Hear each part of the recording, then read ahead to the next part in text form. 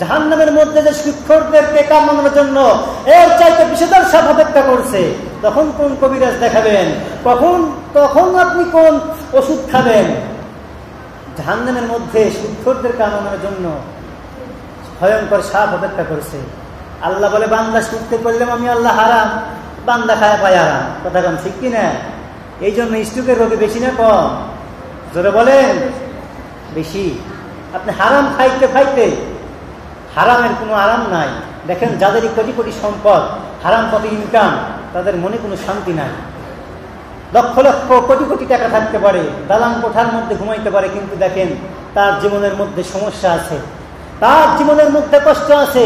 হয়তো সে প্যারালাইসের রোগী অথবা যে কোনো সমস্যা হোক তার মধ্যে আছে, ঠিক মতো খাইতে পারে না। আর একজন গরিব ভ্যান চালক, রিক্সা চালক সৎভাবে ইনকাম করে, যা পারে তাই ইনকাম করে, কিন্তু তার মনের মধ্যে শান্তি আছে না নাই? কথা বলেন, তার মনের মধ্যে কোনো শান্তি আছে? কারণ কিস্তির কোনো টেনশন নাই, লোনের কোনো টেনশন নাই। আর যত বড়ই জমিনের হোক, ওই কিস্তির টাকা যখন নিতে আসে তখন অবস্থা বুঝতেইছে। এই জন্য সময়টাকে কাজে লাগাতে হবে।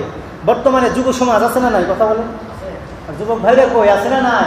তো হাত তুলেন, তো হাত তোলেন, হাত তোলেন। হাত তুলতে ভয় পাচ্ছেন যারা যুবক আছেন, হাত তোলেন। আল্লাহ পাক কবুল করুক সকলে করে আমিন। যুবকদের উদ্দেশ্যে বলছি, যুবক তোমরা দুনিয়ার বুকে কেমনি এমনি এমনি আসো নাই, মা বাবার মাধ্যমে দুনিয়ার বুকে এসেছো। কথা কোন ঠিক কিনা? সুতরাং নয়, আমরা সবাই কিন্তু মা বাবার মাধ্যমে এই দুনিয়ার বুকে এসেছি। কিন্তু যুবক যুবতীর প্রেমে পড়ে মা বাবার মনে কষ্ট দেয়, আছে না নাই? জোরে বলেন, আছে না নাই? এই যুব সমাজ নষ্টের একটাই কারণে স্মার্টফোন। কথা বলেন ঠিক কিনা? রাত 12টার পরে 1টার পরে মোবাইল ফোনে মেসেঞ্জারে কথা হয় কি হয় না? কথা বলেন, হয় কি হয় না? হয়। টাচ মোবাইল না নিলে সে বিষ খায় মরতে চায়, ফাঁসির দড়ি হাতে নিয়ে মা বাবাকে ভয় দেখায়, আছে না নাই? এই ফোনটা হচ্ছে গজবের, আবার এই ফোনটা রহমতের। গতকালকে দেখলাম নেশার টাকা দেয় না জন্য মা বাবাকে খুন করে রুমের মধ্যে ঢুকে রেখেছে সন্তান। জোরে কান্না নাউজুবিল্লাহ। এই অনলাইন গেম, অনলাইন ক্যাসিনো, জুয়া, মোবাইলের মধ্যে আছে না নাই? কথা বলে, যুব সমাজ ধ্বংসের পথে। মানুষকে ধ্বংস করতে পারে 3টা জিনিস: নারীর লোভ, টাকার লোভ, মাছের লোভ। কথা কান ঠিক কিনা? নারীর লোভ যারা করবে তাদের জীবন ধ্বংস, ইহকালও শেষ, পরকালও শেষ। কথা বলেন ঠিক কিনা? তাহলে কিয়ামতের ময়দানে আল্লাহ নবী সাল্লাল্লাহু আলাইহি সাল্লাম বলেন, যারা জিনা করবে তাদের হাতটা গর্ভবতী হয়ে যাবে। কি হবে?